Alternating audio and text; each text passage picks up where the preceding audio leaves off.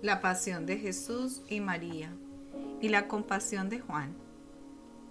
Ahora, ya es de noche. Dice Jesús a María Valtorta: ¿has visto cuánto cuesta ser salvadores? Lo has visto en mí y María. Has tenido conocimiento de nuestras torturas. Has visto qué generosidad, heroísmo, paciencia, mansedumbre, constancia y fortaleza la hemos sufrido por la caridad de salvaros. Todos aquellos que quieran, que pidan al Señor Dios hacer ellos salvadores, deben pensar que yo y María somos el modelo, que esas son las torturas que hay que compartir para salvar.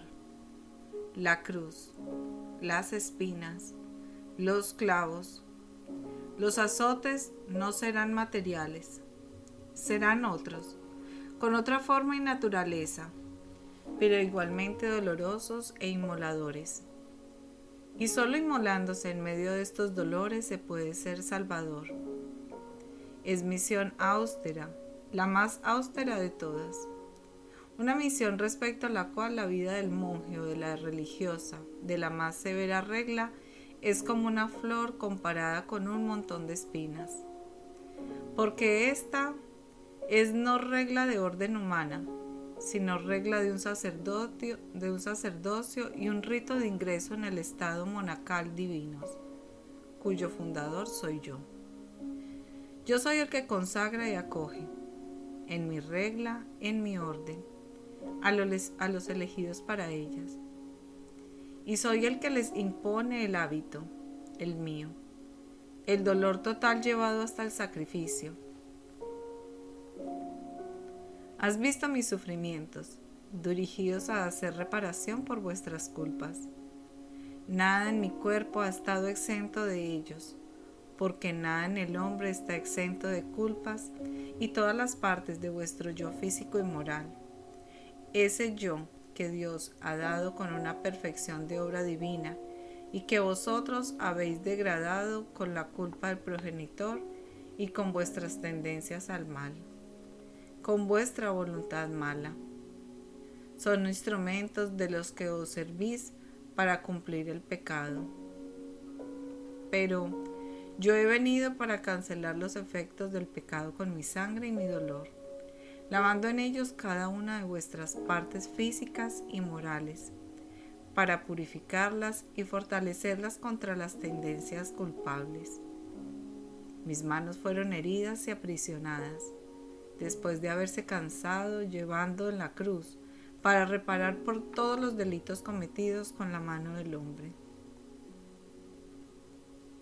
Desde los verdaderos actos de sujetar y usar un arma contra un hermano, haciéndoos así Caínes, hasta de robar o escribir acusaciones falsas o llevar a cabo actos contrarios al respeto de vuestro cuerpo o del cuerpo ajeno, o de estar ociosos en una holgazanería que es terreno propicio para vuestros vicios, para las lícitas libertades de vuestras manos. He dejado crucificar las mías, clavándolas al madero, privándolas de todo movimiento más que lícito y necesario.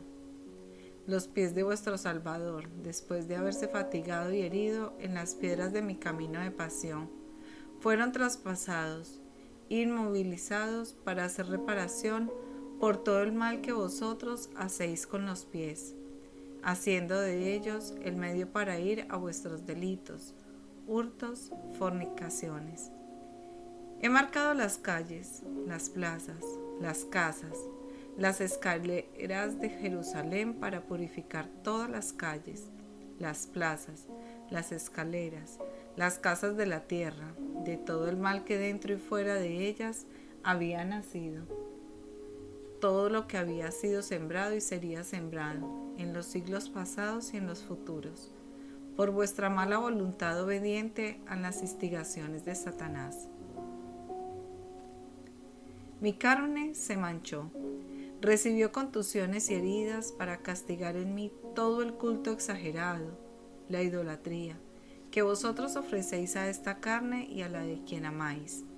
por capricho sensual o incluso por afecto, que en sí no es reprobable, pero que lo que hace irreprobable al amar a un padre, a un cónyuge, a un hijo o a un hermano, más que a Dios. No, por encima de cualquier amor y vínculos terrenos debe estar el amor al Señor Dios vuestro. Ningún otro afecto debe ser superior a este. Amad a los vuestros en Dios, no por encima de Dios. Amad con todo vuestro ser a Dios. Ello no absorberá vuestro amor hasta el punto de haceros indiferentes para con los vuestros. Antes, al contrario, la perfección tomada de Dios. Quien ama a Dios tiene en sí a Dios, y teniendo a Dios, tiene la perfección. Alimentará vuestro amor hacia ellos. Yo hice de mi carne una llaga para extraer de las vuestras el veneno de la sensualidad, del no pudor, del no respeto, de la ambición y admiración por la carne destinada a volver al polvo. No es dando culto a la carne como se lleva la carne a la belleza, antes bien, es con el desapego de ella con lo que se le da belleza eterna en el cielo de Dios. Mi cabeza fue torturada con 1000 torturas, golpes, sol, gritos, espinas, para hacer reparación por las culpas de vuestra mente. Soberbia, impaciencia, insoportabilidad, falta de aguante, pululan en vuestro cerebro como terreno fúngero. Yo hice de él un órgano torturado, cerrado dentro de un arca decorado con sangre para hacer reparación por todo lo que brota de vuestro pensamiento. Has visto la única corona que yo he querido, una corona que solo un loco o un torturado pueden llevar.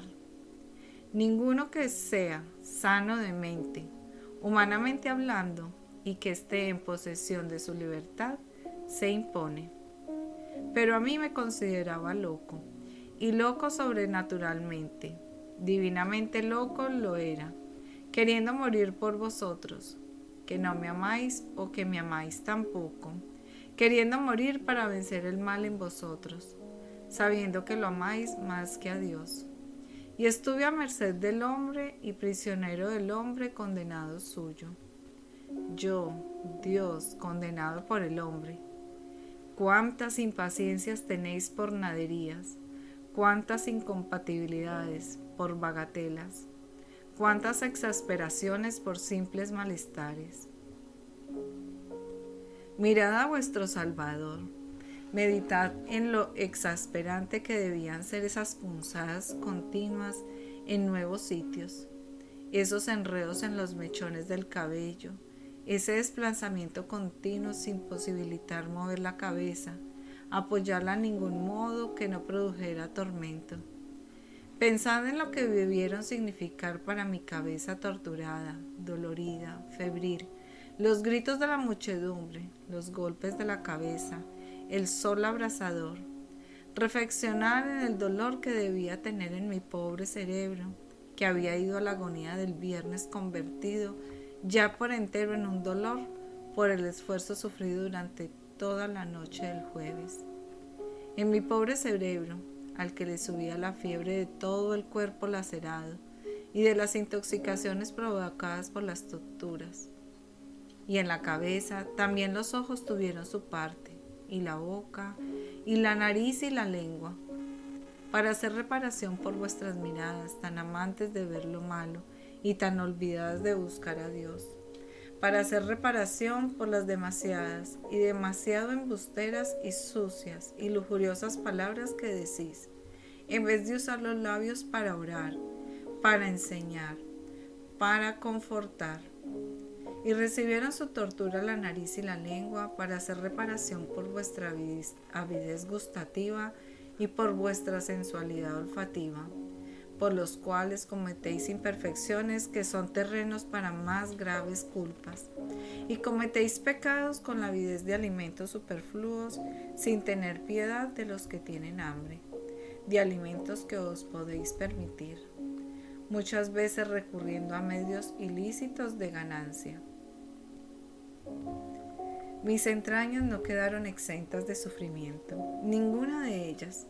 Sofocación y tos para los pulmones, los cuales, por la bárbara flagelación recibida, estaban contusos, edemáticos por la postura en la cruz, congoja y dolor en el corazón que había sido desplazado y estaba enfermo, por causa de la cruel flagelación y del dolor moral que había precedido a esta, por el esfuerzo de la subida bajo la pesada carga del madero y por la anemia consiguiente a toda la sangre que ya había vertido.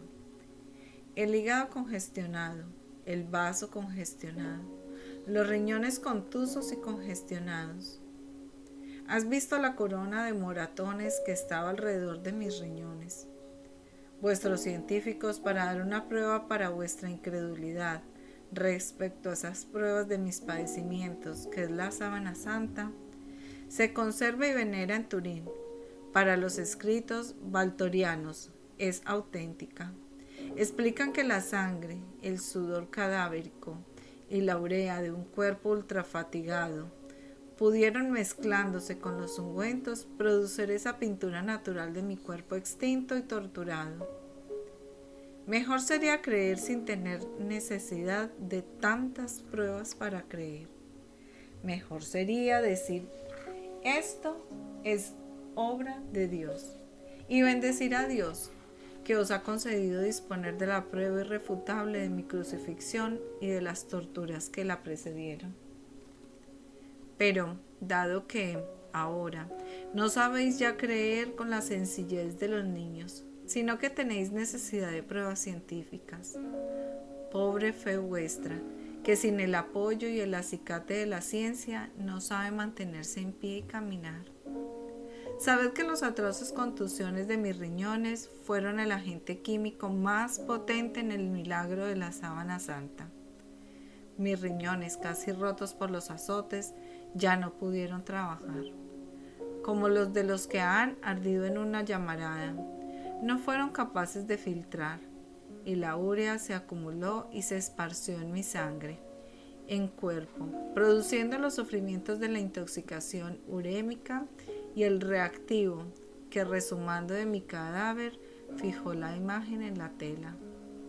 Pero los que de entre vosotros son médicos, o los que dentro de vosotros están enfermos de uremia, pueden comprender qué sufrimientos debieron producirme las toxinas urémicas, tan abundantes como para ser capaces de producir una huella indeleble. La sed. Qué tortura la sed. Y a pesar de todo, ya has visto que no hubo ni siquiera uno, de entre tantos, que supiera en aquellas horas darme una gota de agua. Después de la cena, no tuve ninguna confortación, y la fiebre, el sol, el calor, el polvo, el desangramiento producían mucha sed a vuestro Salvador. Has visto que rechacé el vino mirrado. No quería atenuaciones de mi sufrimiento. Cuando nos hemos ofrecido como víctimas, tenemos que serlo sin transacciones piadosas, sin arreglos, sin atenuaciones.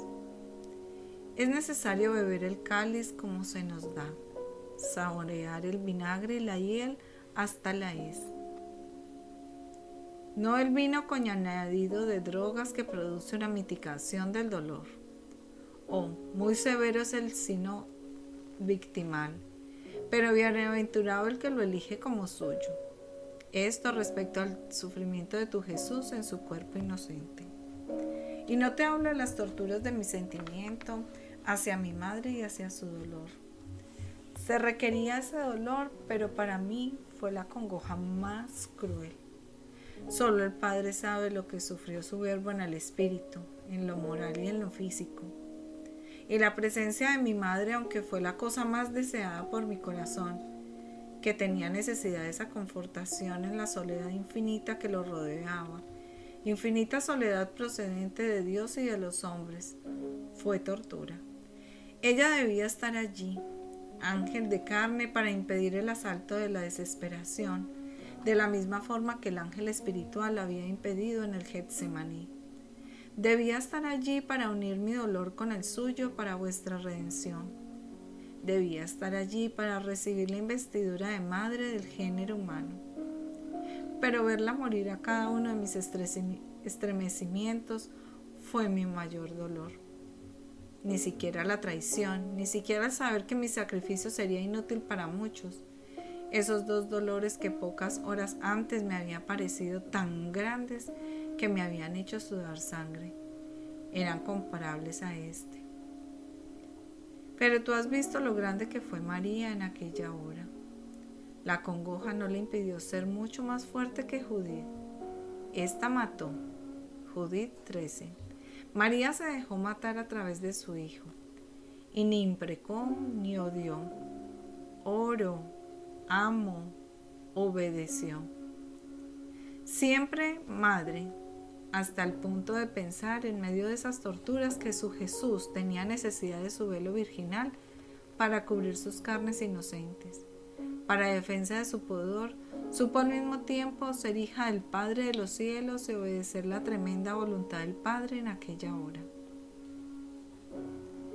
No imprecó, no se rebeló, ni contra Dios ni contra los hombres. A estos los perdonó. A aquel le dijo fiat.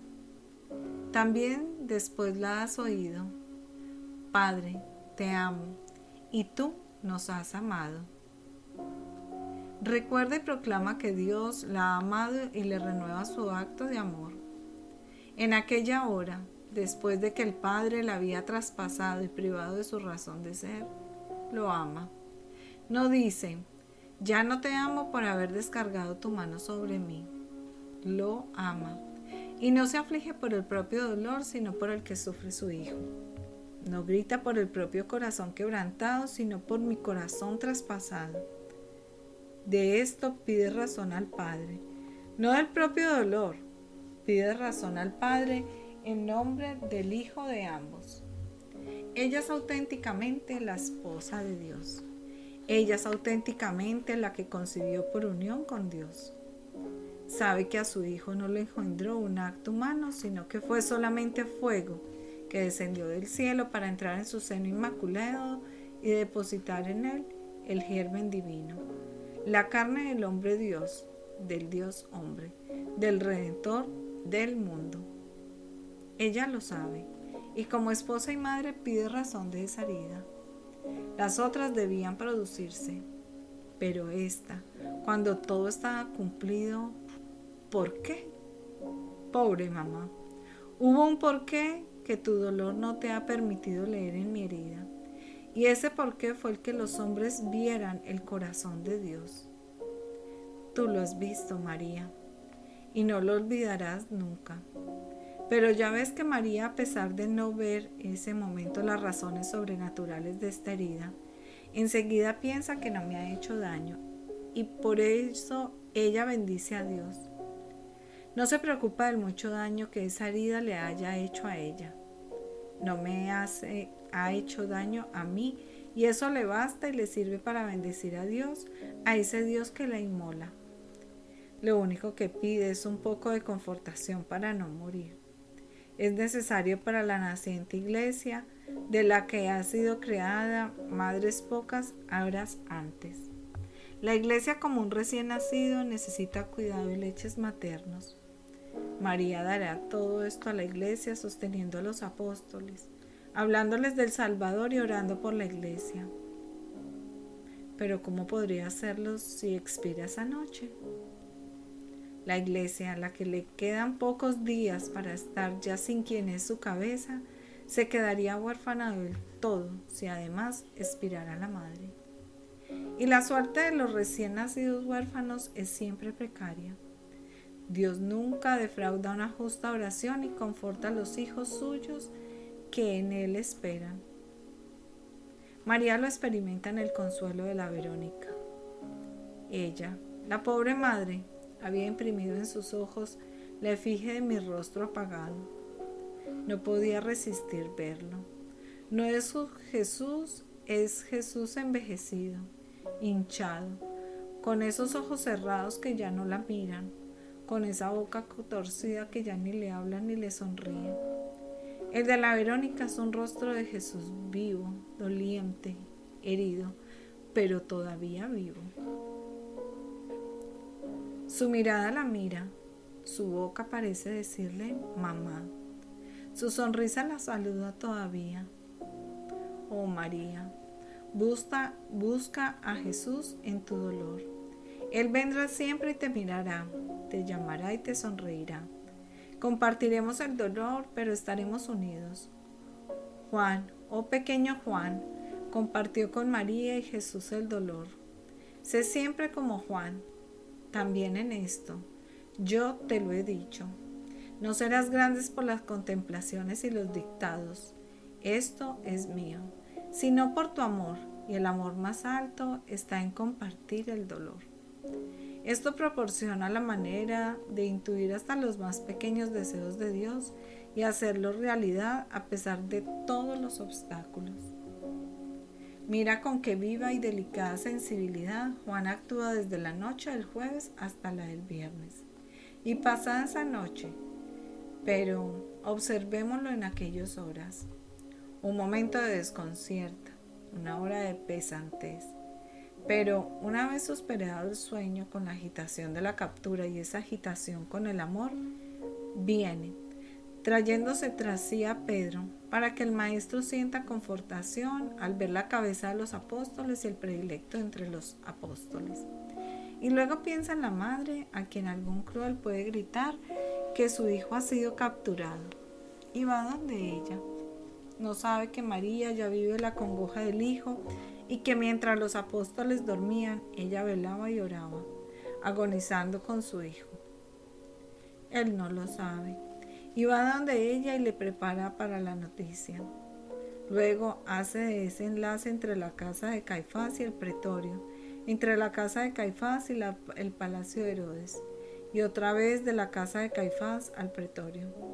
Hacer eso esa mañana, cruzando por entre la muchedumbre ebria de odio, con un atuendo que lo delata como Galileo, no es una cosa cómoda, pero el amor lo sostiene, y Juan no piensa en sí mismo sino en los dolores de Jesús y de la madre. Podría ser apedreado por ser el seguidor del Nazareno. No importa, desafía todo. Los otros han huido, están escondidos. La prudencia del medio los guían. A él lo guía el amor y se queda y se muestra. Es un hombre puro. El amor prospera en la pureza. Y si su piedad y su buen sentido de lugareño lo inducen a mantener a María alejada de la multitud y del pretorio, no sabe que María participa de todas las torturas de su hijo padeciéndose espiritualmente. Cuando juzga que ha llegado la hora en que Jesús necesita a su madre y que no es lícito tener más tiempo a la madre separada del hijo, la lleva a él, la sostiene, la defiende. ¿Qué es ese puñado de personas fieles? Un hombre solo, indefenso, joven, sin autoridad, a la cabeza de unas pocas mujeres, contra toda una muchedumbre embrutecida. Nada, un montoncito de hojas que el viento puede desparramar, una varichuela en un océano borrascoso que puede sumergirla. No importa, el amor es su fuerza y su vela. Esta es su arma y con este protege a la mujer y a las mujeres hasta el final. Juan poseyó el amor de compasión como nadie más en el mundo, excepción hecha de mi madre. Juan es el príncipe de los que aman con este amor. Es tu maestro en esto. Sigue el ejemplo que te da pureza y caridad y serás más grande. Y dado que preveo las observaciones de los demasiados Tomases, incrédulos, y de los demasiados escribas de ahora sobre una frase de este dictado, que parece contrastar con el sorbo de agua ofrecida por los longinos. Oh, ¿cómo gozarían los negadores de lo sobrenatural, los racionalistas, la imperfección al revés, si pudieran encontrar una fisura en el magnífico complejo de esta obra de bondad divina y sacrificio tuyo? pequeño Juan, para poder haciendo palanca con la fisura con el pico de un mortífero racionalismo, provoca el derrumbamiento de todo. Previniendo a estos, digo y explico. Aquel pobre sorbo de agua, una gota en el incendio de la fiebre y de la sequedad de las venas vaciadas, tomado por amor a un alma a la que había que persuadir de amor para llevarla a la verdad, tomado como suma fatiga en medio del jadeo agudo que me estrangulaba la respiración y obstaculizaba la egulación. Tan quebrantado estaba por los atroces azotes, no proporcionó más alivio que el sobrenatural. Desde el punto de vista de la carne no fue nada, para no decir un tormento. Ríos habrían sido necesarios para mi sed de entonces, y no podía beber en el jadeo del dolor precordial. Y tú sabes lo que es este dolor. Ríos habrían sido necesarios después, y no me fueron dados. Y tampoco hubiera podido aceptarlos por el sofoco cada vez más fuerte.